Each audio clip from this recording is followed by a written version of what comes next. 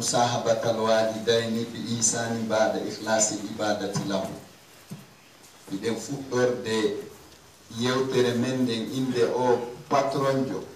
fawɗo en wajjimpinani en waɗi obligatoire ye wondir e mawɓe men ɓen no moƴƴiri. Ɗum ɗon ko tumal rewɗamo dewal laaɓungal o hikkitaani ɗon hay fusina ya wondir e mawɓe ma ɓen no moƴƴiri. Au nom d'Allah qui nous impose de l'initier dans la dévotion et de vivre excellemment avec nos géniteurs. Qala Allah dali ko ayo jiaɗan ubudni rewa min tun wala tushrik bi shay'an wata kafu fus e rewgol lan hooloroɗa wondema oɗa wallaylan ko ndutal kurundu mi watti ɗo walla talan ko ngol bakawol to kulle pije ɗiɗum haraya bonnidewal ma woni wala tushrik bi shay'an wata ɗimmi tu fus e rewgol la wiya ɗum ɗo kadi wallete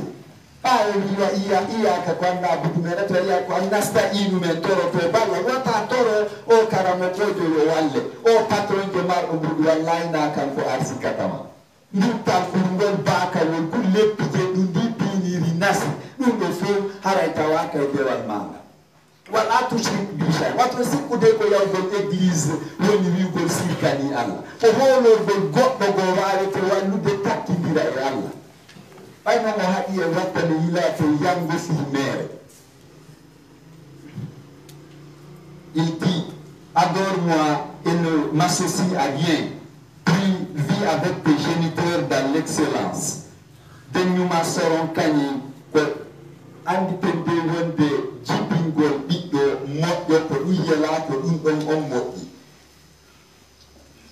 وقال الله ذلك دي أخفض لهما جناح الذل من الرحمة وكو يعني أنو موضي ما دي يورمنا يعني أنو دي يورمنا foyti fus do wona ta fus ni na ni tun ko wadu dawo a hetta ila bara yi fandale di golle ma den ko joba ma ton travail d'ici bas demeurera ta provision sa wiki ke mai mawbe ma de ama ya ta Allah o ko radi ma ko wikko ma tu maronki o ya ta foyti mon frère. Il augmente, apporte-leur l'humilité et le pitié. Wa akada Allah tentini toujours jokkitikadi ودالي إما يبلغن عندك الكبر أحدهما أو كلاهما فلا تقل لهما أف موسي ما بما بديدو بناوي دي ejude ma goto e mabbe nawyi wo wata wiide bis min mi ronki dum do kami a bismo malaika ben fam sowtay wi Allah o do hida sediti o wadi dum do yo men nudumo Allah dala hudemo ni fewdo do ko bay tumi chanjata programme ngon mi yowtay no kam ngum pitindira yendi mucha oro anore non sukaɓe ɓe hande ono surtout ko wonɗo wadde ko on feeti par ce que ala mo yawa ɗon sina mawɓe mon koyɗo yuppi tuntuɓe hiɗo waɗi criss cross ɗo waɗi yenkis o watti ko ɓoyle hiɗon blofo jompa on akkiti kala ko allahu daali ko ɓaynon hiɗon ari ɗo hiɗon horude ko ɗum waɗi siñoni on laaɓande koy onon onon ɓe sukaɓe needi mondi ngon ala namen menen mawɓe mon ɓe needi hay seeɗa o respectime wo no ɗum wiɗon baben ko honɗum ina makuno mon ɗum wiwɗon si ɗum ɗon wowli tun andu ko adda joni jom andu goɗɗum go komin okkam on ne'aki hay sintere on ne'aki. Il insista dans ces termes. Si toutefois un ou tous vieillissaient, ne leur prononce jamais un soupir ouf la kafarata li intihari abai hay fusdo awawata wadde yoɓa fi hiɗa wikki babiraɓe maɓe yummama ɓemma ɗum ɗon lonto ɗum ɗon andi so tawi a wawata horude fo wofa kafaratuhu lonto ko a wawata horude kon fidyatu tani masakini ko ñammingol miskinde hay sa wari goɗɗo a tewaki te e koya horu shahrayni mutatabi ay lebbi ɗi kono sa wikkike mawɓe ma ɓe kaffara wo ala ko lontinira ɗum ɗon sina Allah sunnete. Fustiger ses parents n'a pas de monde expiatoire chez Allah. Wa in jahadaka ala an tushrika bi wo haysiɓe forsima ɓe haɗima fiya yakara moko accay do yaha yiido ay ustazanni den ɓen no jabana den maɓɓe ari ko kañum ɗum woni fuuta ɗo iɗe ɗum ko shirkugol gol yawgol ka ustaz hamid lando biniri nasi duma yo mi walle goddo ay non ko balade sina ngoro do ni no ay wallude goddo e raati gendare tu moggo hege e kodi warila o ka ustaza ni da mada ka ya toro da fabo ko balade mon frère si be obligima ya ka ustaza mi toro da de baka wonde tarkuru e biniri nasi hay dum don e sattude falatu tima ta doftobe kono wa ullahuma qawlan maysuran kono wolam be hala modja e se Allah jabi ni wabe se Allah jabi bay piji din satti nyaay ka ustaza mi hara bi se Allah jabi fotta ni wonu dum hay dum dolle ko dum do woni Allah jabata il est trop jaloux imo nawli ha oni kono hay si do oblige ma ya karamoko wata fenya be ya wadata wolam be hala nevika wano sayyidina Ibrahim non azara baba makko moƴƴina no sana muji jonna mo yo yeeyo en si Allah jaɓi mi keray o yalto en ko hombo sodata falima wangal nafata fus hombo sodata ko lorrata ɗum nafata fus on weldata ha nafama lor on haɓata ha lorra hombo sodta ngi pecci goto sodan kon haray no yettinoke baba makko wondema si Allah jaɓi mi kippa heɓen ko wallitore tu vois hay ɗum ɗon si waɗi. S'ils veulent t'obliger à m'associer, n'accepte pas, mais dis-leur des paroles tendres. Konode. Ala kulli halin woni riwodo dala sallallahu alaihi wasallam nela o maki ibadatul aqd la tuqbalu akanat wajibatan aw nafilatan wo darti do bemmu eneni mo respectade do dido dewal makko ngal jabetaake woni ko dewal obligatoire wano horugol suma e julugol ittugol zakka mo hebi moy yaha hajju woni ko dum don wadi mako cadeau gratuitement to nafila tahara ko wadi gol ko forsa ka ko dido fot jabetaake si o dartike mawbe makko be o sonji mawbe makko on tinino huldinani. En tout cas, la dévotion de celui qui se rebelle à l'égard de ses parents n'est guère agréée, qu'elle soit obligatoire ou surérogatoire. Anyan janto dan kala reno dembe ekuti kala huda do wallahi ona tata aljan. Aya bay non kali sisi Allah no hodiri. Wani kuddi arsike yide gol ka Allah ina go to si Allah arsiki matu o wadan to ni inna Allah ma yasha ko mo yidi wo yarzuqu arsikata bi khairi hisabi sans calcul o calculata o rewaila wada ko modi so hodira ni matu minyo konti gi wona to dere mani yuka tege yumamum 40 jours bat e chapandena dun on transformire bawgal allangal o watta dun on heddere iidan nde wona 40 jours ko be moy minta malaika yo ngaru winda lajal abdulhamid gande mi mayata arsike angon esiko mi bewowo esiko mi ne otodo vous voyez donc ko mo huda ma doyo andu fi makko boni aduna elaka a attata non amawbe ma be ma ya wiya kadi ko hida dabbude barki e goddo go yata benni biddo goddo go wontata biddo goddo go no baba goddo wonata baba goddo nene goddo wonata nene goddo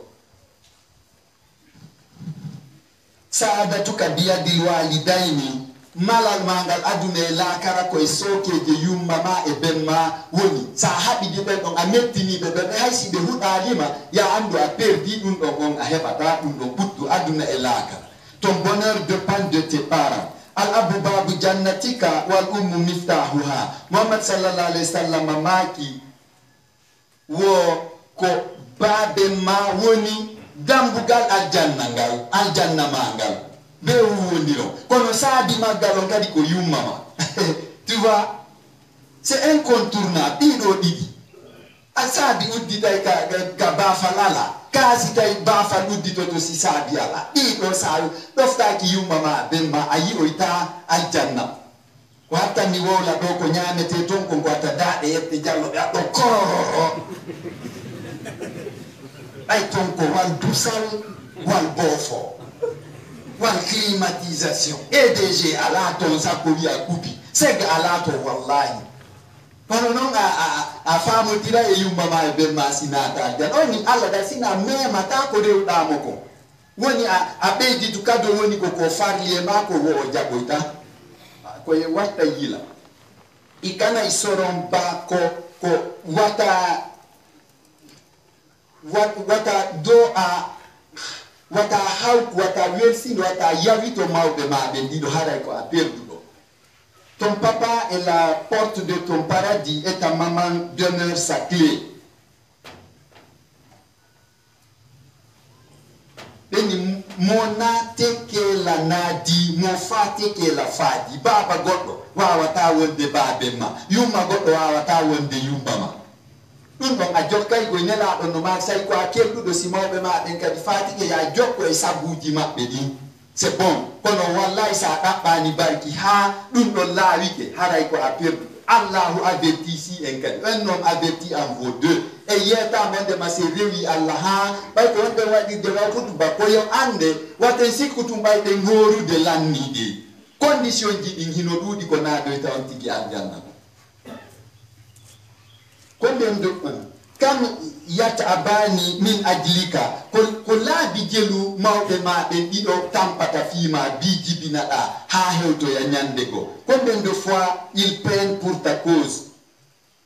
Kam yaji'ani wa ta'riyani li tashba'a wa takswaka basalatin. Ko laabi jelu yumma ma en e babe ma e welete ɓe hola fi a yiya haaru ɓornoɗoɗa wa basalere hara fof ko a conci dolle balise hara kamɓe hiɓe ɗawi hoore maɓɓe ɗa ɓe hollatama hayɓe faala kala ko landiɗaɓe ko hiɓe waɗandema ha holli ɓeɗo dugulayagal wallahi a bonniɓe walmaɗa. Combien de fois ils préfèrent la faim et la nudité pour que tu manges à ton gueux et que tu t'habilles comme un oignon. Ate konte la wawata limade wawata fakamatu dinu tudanu ko wana do nyawlirɗa o yoɓirta sa ari ka téléphone ma unité lanni a nyawlike 5000 francs pellet ina 3000 francs yoɓoyta kamɓe wattay ɗon hay tono ko ya andu koko huuɗa kon yoɓeteɗa sa yawike mawɓe maɗen a perdi kono a perdata kadi ha Allah hollama an kadi addanama ko wikkeɗa hay sa jibinaɗi ɓiɗɗo Allah addante ko wikkoma. En inni wonde goɗɗo be makko ronkutuno inni min vraiment min babe ɓe ronkiti ɗum ɗo mi wawata ɗum ɗo mi ronki business janɗin ala marsude ça ne va pas toujours ko mi woni takko maɓɓe woni joni mi ronki o bambi kikalan kum o naɓi kum ha e fongo o firti kum o buggi ka ayde ka bafon ton. Ok. Allah la programme tettiñe la programme Allah bonata Allah okkori mo duuɓi ha o hewti fewno ɗon oya wi min vraiment business si jandi fo ça ne va pas joni marsuman ala ɓengon oɗo kaw ƴetti tan an o fo mi ronki o bandi kikala ɗum kanko kadi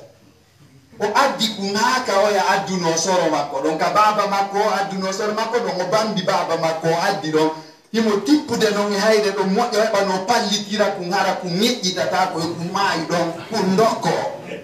kikalon kum henkiti jaleere ɓayni ko ɗum kikalonɗa henkitude ha hoota woni laakal wonno koko mi andi ko ka ayde ɗo en fof lutteten ɗo on ñayinde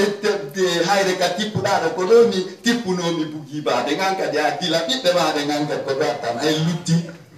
on ñamin mi kupay ngol ɗo delbol mi attirani ɗum ɗon kamen o bambi e mawɗon o natti ka suudu o danki ha on ɗon maayi kala ko huhuɗa mawɓe maɗen gon a heɓe moƴƴi boni a heɓtay ɗum ɗon hina sama kala aray ha tawa Allah okkorte balɗe no yiira ɗum ɗon. Une monnaie est toujours rendue ijanto ayyuhal akhyar ko no yo moƴƴuɓe faalaɓe weldugol e Allah naata aljanna sahibuhuma fi dunia ɓe ma'rufan Muhammadu maki wo wondiri e mawɓe monɓe ɗiɗo ka aduna ɗo no moƴƴiri. Vous les nobles vivez avec eux dans la symbiosité.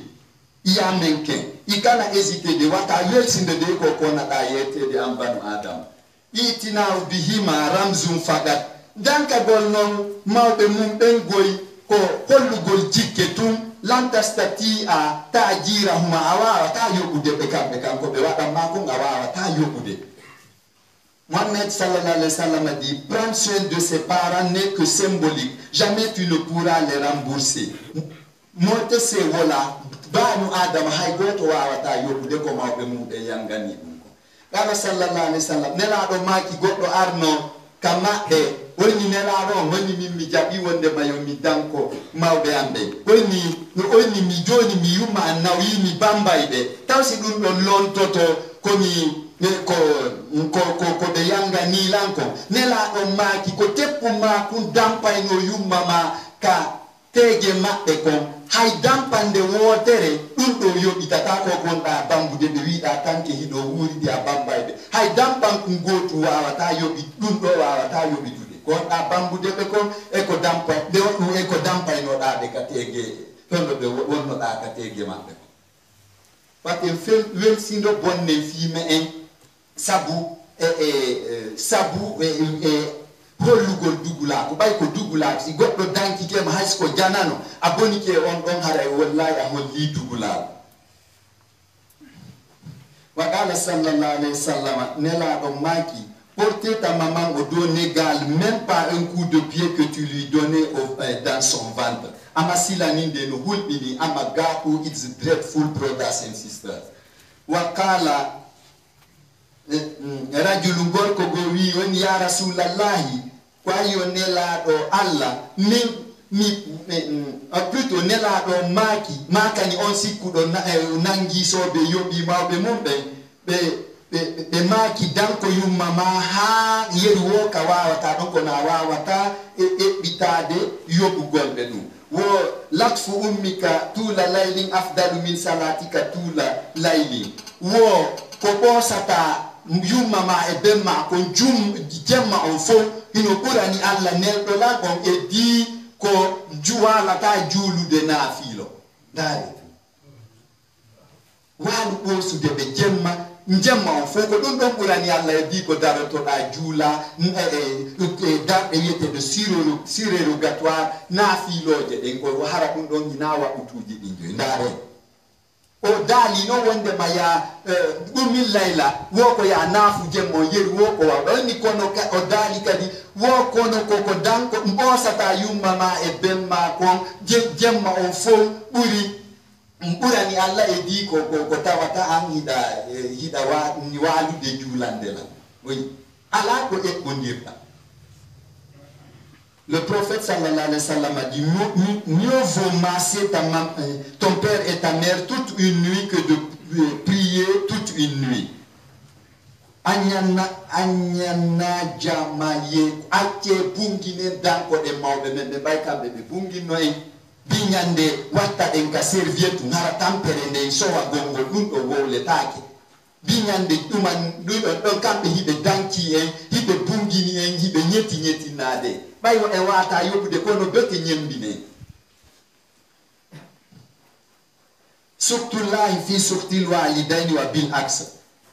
ko moninta allah kon koko moninta mawɓe maɗen kon kala kadi ka mawɓe maɓe moni andu allah wara e monanike ma ko wattangol yila de haɓugol ma yejjita woɓɓe kam haalata mukko fi mawɓe mumen defata landa ko siiɓagol tu wondi ɓe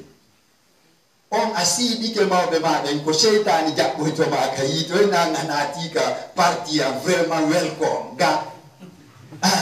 oyni ɗo ɗon sofay oyna sawan alayna no fotana en a jasi na se wulliti am sabarnama se muññike ɓayra allah accata an mi hendinoma law tawi a juula ya hoora ya waɗay ni e ni a ittay sakka a joyi kono min mi yawo mawɓe maɓe hata tefu fimaɓe oyni an ko ɗon mi récupérira ay koye watta yilade inangol juulugol hoora hajjoya tun dey wowa laysal birru an tuwallu wujuhakum ibalal machine fi tun hiɗo juulude ɗum sendata en dey en horude tun sendata en on natirta ɗum ajjan on waɗay e piiji moƴƴi ɗin accon piiji bonɗi ɗin ko ɗon de. Le prophète sallallahu alayhi wa sallam a dit que vexer ses parents c'est vexer Allah et vice versa. Wa qala Allah dali kadi la tusawiyannahuma wa ta fonnu kadi de ko obligatoire danka gol yumma ma de ma kono ta fonnu be de faddil ummakas urnu yumma ma min do ala ji Muhammadu amuan ko yeti mo wonde ma piji buy wata wadana wata andina ngai a wadani yumma ma wada yumma ma bay ko dum do yultino e tama winaye fonnu kadi ɓen ɗon mawɓe kadi yumma ma ko tampa ma ko wasifa ɗum ɗon heɓoɗa oy allah laaɓani en ɓoosi yumma ma e benma jemmon fof ko ɗum ɓuranilam o wi wo ko ɗum ɓuranilam e di ko julanta la jemmo fo sa fijiri be asuma woni ko no ta fonnu be deikati o wat insistance nunu tawkid woni ta fonnu be de furnu yummama sa hebi tout 60,000 francs yettu 20,000 jonna ki kalam ku jetta 40,000 jonna nene ta fonnu be ay nela don godare ni nela don gombe mi burata doftade be maki ko yummama woni hikka don summa man hikka don benni ko yummama benni summa man ko hikka don hombo kadi woni ummu ka yummama ay benni summa man on tuma ni ki kalam ku abuka ay tu vois donc ay ko 3 fois si a het bis don 60,000 jonnu be da 40,000 jonna mawdo hum 20,000 oy ala zunubu Allah la bataille pour l'unité. Le prophète sallallahu alayhi wa sallam nous exhorte de ne pas les égaliser. Favorisons nos mamans. Wakala nela doma kikadi sil wasa ilahuma walahuma sakana sara fa barakatun fawajibun. Woya jok sitai yum mama ebe ma fatike ma godbe ma be fatike jokko e sabuji mabbe din hay sitai no be wonti bullari kale pidenu wodun on akorte barki ko dun o kadi ko wajibi kono non ko hadi ko sa dofti ke be adanki no be adofta ki mama e papa ben do yeri awi abe do de yuma seno to no ka be da miami ya foi dun ko zero useless my people zero ko tawari da danki be bay non be mutirima jokka non sabuji di Monsieur Tia Kamili Molo Futuro Ngurunda ma apano barki ari awi ko chata gole kaberewa ino wo angare nafata ko sabu fenne tola fenne ko sabu goddum akirde fende luma fende namma ko goddum akirde na ya chato tun kuto yo dato ko filiere mo ngona jokkay mo dul tasi kudoka divi nela do maki adan ko jokka sabuji yuma ma ebenma na fete kadi sa adan kanoki ben. Il dit même après eux suit leur relation c'est béni c'est injonctionnel udu lahuma famustajabun in anta salihun tora no be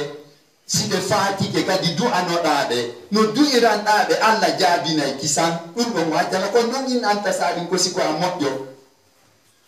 benni wo sonti ma ibiji di fo kupai wola ma wola benni wabala du salihu ya du la resi mo mari biddo moddo du antodo mo kono non ko si ko tay ko amoddo bigola baben be fatino le 19 mars 2014 ala di mamad joni ko mi fippo anano e nyamo mi detourna mi yeya ku drogue mi wada fahi sa ku jipiji mi heba minna mi do wada ndebe wo fida fi yo fuda ustaza mi keldi do wada ndebe mabbe fida zero ala me mata o me mata bay ko bandi jo yo ko yaga ay o do mi do anta ko de alla jabina alla dali wa iza salaka ibadi wa iza sitari ibadi machu ya salaka landike Muhammad anni honto mioni u si fabulla ma yeto be anni min qaribu kulli insimilo badi wonto won ujibu mi jaboto da'wata da'i tornde torotodo iza da'ani so tori kala kono non a condition fali astajibu le kan daga di la yo be jabo la wada ni be une invite yo be modju be dofto ma be mabbe be yurmi na tampudo be wura ko dagi sita ko yogo yaga jodu ani be mudum mema dum ko zero o zero ido andi do goddo drogo to no do coupeur de route jo be makomai o arika kaka buru o himo suru goddo wari ni ababen omai kono mai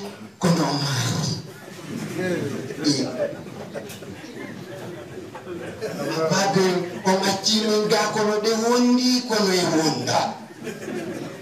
kudu ano kudu wadi geru investisa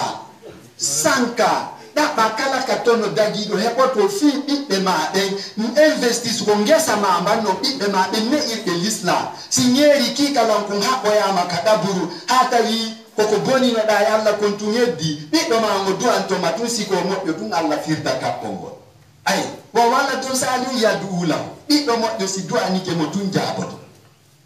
ko ni kikala ko ngati kake ko si kumponi no etadie fala modun no ngalla jabata il n'est pas de ses prérogatives naka lore makonon ya fana gol goddo ko on do boni e goddo kono si ko patron mo mansalu mansa nange ka mange si ko ben boni da e muntum ama yide do ma duani ke matun Allah ake on na bay ani irno do l'islam apaga iko no ani irno l'islam ya tira e mo sabu no vai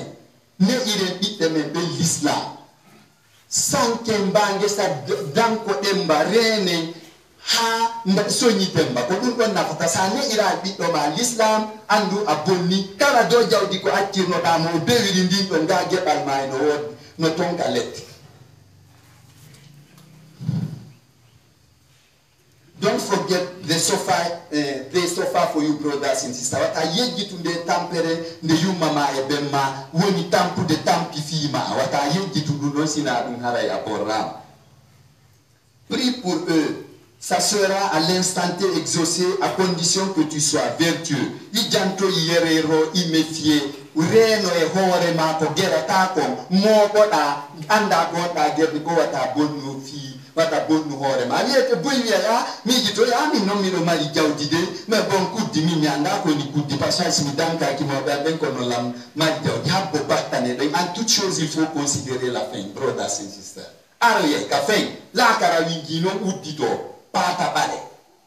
tanke Allah ko Allah tanke election wadali Allah fo la rada pied ba hawkino be dido danki den wal istismaru fi ta'dibil maulud khairul istismarati kala ko wadata investi safiya hebutono ko buri moddude kala on piji ko ne irgol biddo mum on l'islam ko dum don tunna fa dama sida hakki do magazine da hakki do magnumje ida hakki parcelji ida wadi hondum e hondum si tawi woni bay dum do faabota ko makada buruma tuma nangada ko o biddo ma jakamo ne irda l'islam do antoma akeda jeru non ne ira o do l'islam what wrong investment no وأتظن أن ستنفعك حالك إذا أنا إرتحالك إذا سيكون des situations ما on a fait tout ma voyage faut que voyage ma on yoti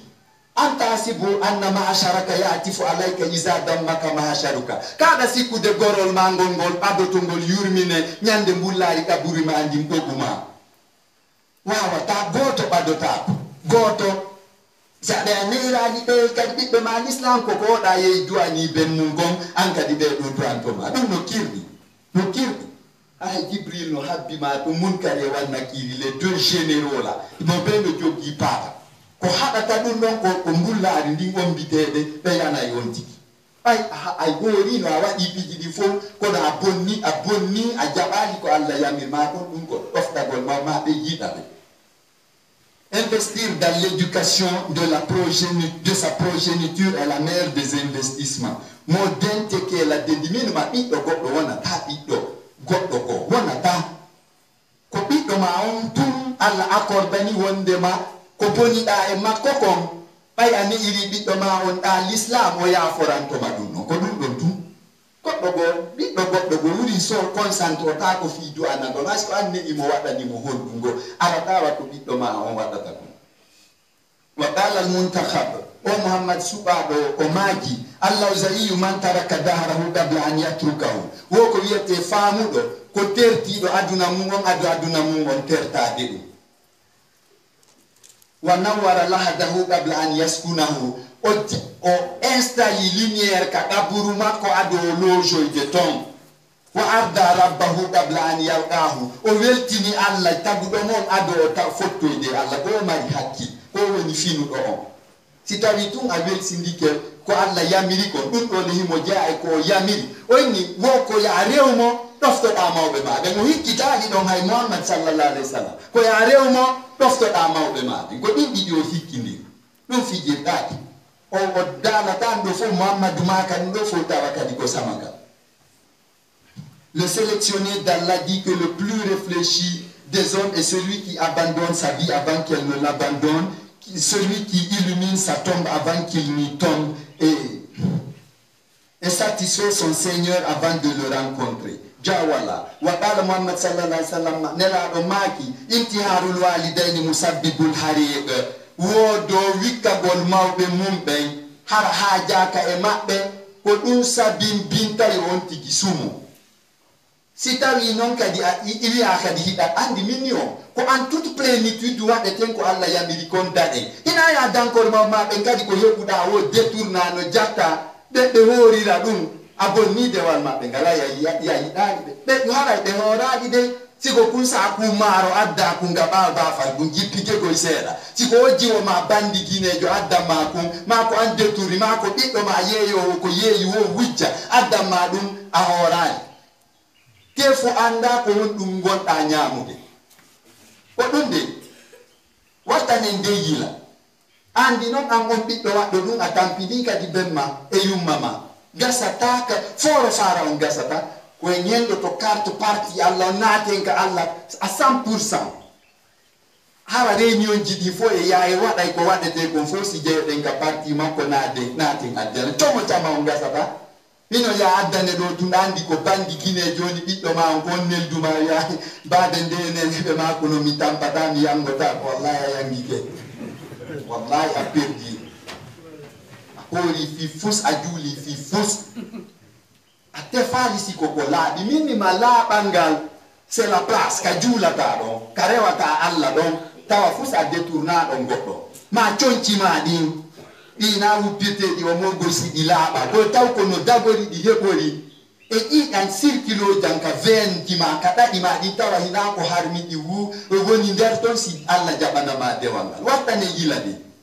o poƴo paƴak no horuderaji ɓiye ɗum ɗo suumay no wirdade ti wallahi sa ji wala talbisul haqa bil batil wato muttidir dina kan e pagayo wala taktumu laɗɗa wato suuɗu gonga on wa antum ta'lamun hara ɗon andi on pagayo ko Allah daali inami on wolde ina kadi mi moƴƴo ɓuri on sakko wona awa min ko campagne goɗɗum yoni wadde min milam boni ɓuri on so andila mo jaɓata mi junna on ɗo par ce que mi mawɗum hassani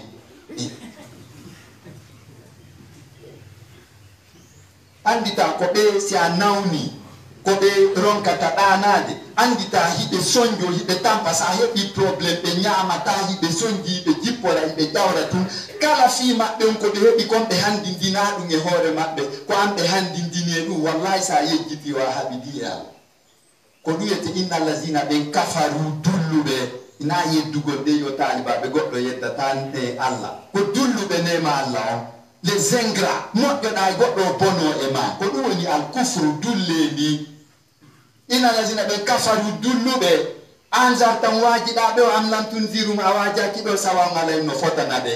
ɗo kadi ko wajiɗen ɗo wowluɓen wo mo eɓɓa natugol aljanna on o haajetake o yaltay ɗo tum o yaha toɗɗo yumma makko o ɗawa ɓe il dit fustiger ses waɗala nelaɗo maki lan yurhima llahu man la yurhimu wa yahinu walidayhi Allah yurmetake mo yurmetake yiɗata mawɓe mum ɓen Allah yurmetake on ɗum woni kadi lan jamais never muk kude lan muk wo o yarnota ko on tigi o yurmintamo muk oyi ko siko lam wiye ko une simple négation kono ko lan fo evanes ko abadan c'est à perpétuité o yurminta o yarnota ko goɗɗo mo yurminali yiɗi mawɓe mum ɓe acce noon fi Allah ɓayina ko satti ni yiɗen ɓe yeru ko wawɗen ko dankoɗen ɓe bunginen ɓe yeru ko wawɗen kon ɓayiɗen andi vrai oy neɓatago enen kadi groupe wigo ari enen kadi joni en heeɓi ɓiɓɓe si en waɗali ɗa ɓeɗa kadi koye ɗo kadi koye soƴa en ko ɓe yuppata tumamba mbena o mawɗo dunca fus quoi mi fellaymo quoi mi frengaymo quoi tawi goɗɗo kiikalon frengama tun andu kum falano frengude ɓen makko oɗo ça se paye mon frère. Mohammed dit qu'Allah n'accordera pas sa miséricorde à celui qui ne l'accorde pas à ses parents et ne les amourage pas. Ko wartana yila kadi ɗum ɗo kadi aray ko ɓuri kon ko rewɓe men ɓen sonnaɓe men ɓen kadi si ɓe tawi ko a dampari andi dampaje ɗe a piite ɗoɗe ɓolo ko ɗen ase ɓe tasko to taw siko kelɗuɗo goye tiggiɓe o kelɗo tiggiɓe goye ɓennataɓe wikkoto mawɓe on ɗon ɓen kono si ɓe tawi ko a laƴi fuuri foɗo tun aray taɓe liɗiniranji ka rewata ɗo fof ɓe soƴa ka nder ton ɓe omba bafal ngal sa arti madame yiɗa ga fanka bude madam hidaga no ga kon ina kon duwadi no mi mette kuye kon hebal dewga mette kuye kon woni hebude kama do kon hebali chance dum do gasani kon duwada tuye to dalam no ene yeta no la yumma ma si tawi woni ko kambe ngome sina sa lay bali mo bantu ina joni yeta no la nene ma goyi sa fanki do kieta no la ngebudo ma yo yeto lan si tawi ko mensina ai o se kanima biye avion yawgol ka jahannam c'est ça wi awiya ko joni min dum do satti joni suko hakkunde ange yummama ma be ma dum surtout no nganka ko yummiraade den ka molo to den non ko den kadi ko be anyata den guma go anyata bemma ko yummama ka jahannam nge hubata don ko don go yahanta wo ita atun misa ina damat ko buri dudu de kon dofta go be ko nise mama ma ko viva be do be wonno ka joni sugo goddo hakkunde ane ay tun haray ko atafula ifuru zogore ya no wata wodu no nanjala ko minandi mitama ente ma bebe mbaba non de Dieu e yo alako e bindirta anyi do yumama on ko don bura ma choisi ka subi ke on don e yumama wallahi ya gaina wallahi a perdi aduna elaka ni wawata ntese ni wawata dundo ni wata asibo to hakunde ange yumama no ni wawata nabi joni hari ko mi habima mi yaltina baga wi astaghfirullah Allah dan na yaltinde ga baga mi ron kana tudde jahannam te be batti ayaltinali ni hawka yuman mi suboma Allahu no wodi ai nder do nduttuji no gaon acce hakke gaande ko ta ko no vota fo c'est pas vrai c'est pas vrai ça peut bien faire l'are ko dono gago arrête yurmi againali mon frère wallahi againali aci tata odo oya ko suratul talaq di jippine de ko ciortol fi divorce c'est du gola di jippine de sala di suratul nisa yo mari indire how ko yumma ma be ma be haja kama be non ko don burama asumo yayi aja botongo ita jondiro ala parce que ida nderga an omo an oda ko yumma ko bengu ma go burama yumma ma no ga safa wol be boto do dido ko bengu ma be burani be yumma ma mon cher e dum ko tafiaga wallahi al na yen ni diro be woli dirane non gonga c'est malheureux.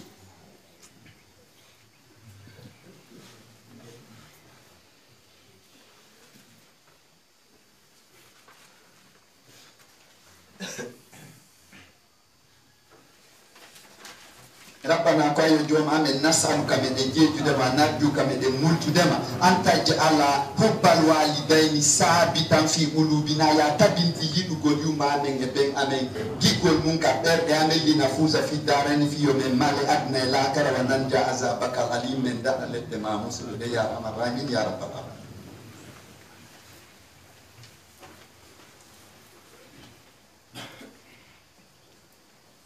Alhamdulillah Rabbil Alamin, Alhamdulillahil Malikil Wahhab, Alhamdulillahil Qadir Ashakur. Akhi fil Islam bayo musibah momi hauti dina. Sika annaka satatabarraru an nafsiyatika wa adatika min jihatihi ma qabla wukulika janna. Holo fellitu wondema a justifio ito asifo ito ka Allah no wa anno amawbe ma benno jikuma on no wa iranno da benno ado anatu de aljanna. Tahab lihaza prepara no on don justifia go Allah ndoite Allah jonnoite fiche ya justifio ko honno wa iranno dayu amosa nayno be ajala nayno be bay kambe hari a rotta e tundi jimaadi foppe hore mabbe ta be welti hari da mosa de be da jalande be hida yidunobe hida anani be ala nyamminde be ko hendi wo bonnana be dina kan awa asifoto bido fo sinata aljanna fera ba fe fu muna nina nitung oyi ata hino wa ironkira nina nitung alla ronka yobu de masa tedini ma be ma be esitawi a wiki kede ko dum aljanna wadana o wadana aljanna wadana danki be mawbe mum be yite nge wadana bandi be teddina mawbe mum yidaade be dullu be kodi be don di do loger ko andi non ko honto loger ta mon frère. Chers frères et sœurs en islam, sois persuadé que tu te justifieras de ton humeur et comportement à leur égard avant ton introduction dans le paradis. Prépare-toi. Get ready, brothers and sisters. Man la ana walidayhi al anhullahu wallahi nuna. Aye wobbe gonya. Be wola na ma de gaynum. Allah hudidu. Allah dali. Kala hudu do mawbe mu be wowiri dum bay wa ta hudu debe. Kala hudo Allah hudaymo kala hudo wo jabo hudaymo. Parce ana wobbe na Allah hudidu. Allah halkidu. En jibina ma go joni. Andi ko besti tawano Muhammad sallallahu alaihi wasallam be pia na ene Muhammad sallallahu alaihi wasallam. Ko dugula kutu Muhammad arifi yo sovo en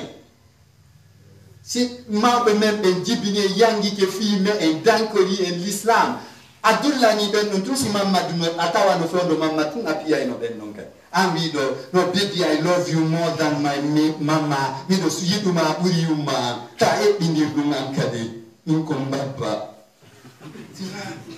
ti atawa no fizama Muhammad na pia ino Muhammad. Nothing is for nothing. Celui qui maudit ses géniteurs, Allah et toutes choses le maudiront. Watch your brothers and sisters. Ma amaru min la anatil walidati wa amaruha la anatul walidi. Muhammad ma ki woni yeti ke ndera ton fonu yumma mo e bemmo urne yumma mo wo kono wato rene e gacce bemmo parce que wo emba kuddi nene hino haadi kono ko ɓuri haadu de ko kuddi baba ko ya reno da e on ɗon no moƴƴa yumma ma so tikkanima joni o ittay kikalan ko si kum tikki kum woni ka tampini kum gite de woji ko no ya perdi assez clair gaga yutana eno lando ngasali ando a perdi yumma ma ko seeɗa ɓe ittata c'est la demande to be itanama o ya reno de e mawdo. Méfie-toi trop de ton père. Lanta shukana fizal kata sikki to wonde mako kuddi baba nim buri haadude di kuddi yummandi bay mawdo ittatago ittitago qu'aucune suspicion ne t'anime en ça. Fannatani billah anata li anna al mal'un lan yazuda nazati jannatillahi. Reno denge kuddi bayra huɗaɗo o mettota ko mbelendi aljanna ko ton foti kon ko Allah dali sifi ton kon fo baya woni wa izara ayta sayi samma ka aljanna ton raayta yi ay naima nema mulka ngelam kabira mawnungo o be dali o duɗɗinani o ñaray ko a boss joton ko a hettiɗo ton huɗaɗo no wikkiɗo mawɓe mum ɓe ma dankori ɓe awa ko harmigoyi parce que ɗum kadi no woodi yo on andude mettota ko e mbelendi aljanna Allah. Évitons la malédiction puisque le maudit ne goûtera jamais les délices paradisiaques d'Allah. Ils seront balu punya atute dina mawbe jibimbe mabe yida be danko dabe. Ese ya holla beti anniye yotta gon ko be wada ma ko dum e wonde awawata. Falumu musabbibul kufr ko dugula ko dullugol yejjita ko wadana sabimbinata keferaadu wa huwa mufdi ila nadi ko keferaadu nabata goddo kadi o heba haqqe goddo dum goddo danki ma sina yumma ma e bemma o moddike ma aboni ke makko a ayebi haqqe makko sai non ko mawdo ma o wiye ko kuddi ko fo ko godum on ko dullendi ni o sendindiri non sa dullani ma be wona kuddi sa dullani mo ido ma wona haqqe. C'est l'imbécilité qui cause l'ingratitude qui à son tour cautionne le hacké et ou la malédiction. C'est graduel. L'on janjan kono l'on se validé. Wata yila do anda nyala ndende wata kono de arata ala. Fata de lo muna. Nothing lasts forever. First lutada. O aray de koko na da yete de aray ha arama ka aduna da yi adundo arayama la karakan ko la lutte ko tajondirta ko. Itazir minhuma li alla takuna ibadatuka mahtuka mubaddadatan. Reno yumma ma ben ma fivata dewal mandal wonu perdungal funsangal har Allah memata. Reno e bedo dido. Méfie-toi d'eux pour ne pas que ta dévotion soit infecté, c'est très très sage. It's a kindness, brothers and sisters. Fatabaruku fakatu janni buka minan nadami. Koda ugol barke tun danda tamani sugol iza irta jala sautu tuma iza irtu jila sautu tuma so rundu sauti yuma ma fatike ma ben ma fatike ya Allah dakami dan ko si je savais so rundu sauti ba ben fatike yuma fatike tay ko do yata e simi andu no jakami dan ko tono we koda ugol barki law tun danda tamaden do ni c'est tuma so rundu sauta bayande ko sauté. C'est chercher la baraka seulement qui peut t'épargner du regret lorsque les sanglots retentiront bientôt. Saya tebal,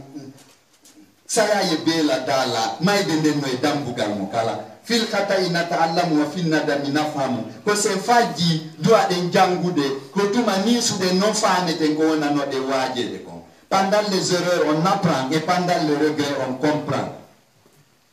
Imefie benu ikanimsa mo boreno da doy anisude. Take time before it be late. Ijanto jani ayetambi adolawa de wata yila rewa alla mo bona. Rabbana kwa yo jom amin. Ijalna mi jeji ma wadu men fi mahajjati hudaka kalawon pewalma. Mets-nous sur le chemin de ta droiture. Asrafuna fatani benen be fafan yafobe. Yafa womma furema. Ansaluna gedal damen be barika la wadu barke mabbe. Anna denu la barika. Hukamuna lambe amen be asni dum tambo be li bisa iwatani na fiyo be gollam mengine. Soutiens nos gouvernants pour booster notre chère patrie. La tartim Ramadan haza illa wa kad afawta jamia hunusina. Yandi wata lan musuma sina hara ya forani men sakumairu kala zunubaji ameni. N'achève ce mois béni sans pardonner toutes nos bêtises. Tatal ansabiza sawaina sime soro yikale pi de bay fere ala. Ardu kamino jeju de ma subhana rafataka ala na yupu yurme de mande amen hara le tali men badal hisabi sime nyawa malatu libna illa fi jannati gata nadu men sinaka al jannama. Kiti tambi an la ila al dinaro bi hurmatika ya amarani ya rabbal